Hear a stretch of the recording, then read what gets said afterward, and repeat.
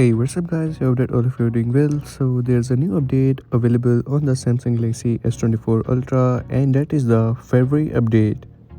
And to check that update, you will have to simply go into your settings, and after going into your settings, you will have to scroll down and tap on this software update. Then you have to tap on download and install.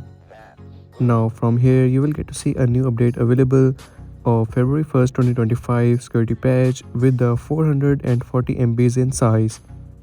And if we have talk about that what's new, so this is a security patch update and it includes some device stability improvement and bug fixes with some new or enhanced features.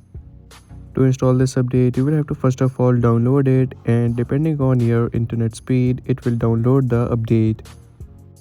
This is a 440 MBs of update, and after downloading this update you will have to simply install it. As you can see, the update is now ready to install, and now you have to tap on install now. But keep in mind that you will be unable to use the device during the installation process, so make sure to install this update when your device is completely free, as this installation process might take a while, so you will have to wait patiently over here. And once the update is installed, your device will automatically restart, and as you can see now, my device is on the latest update of February 1st 2025 security patch.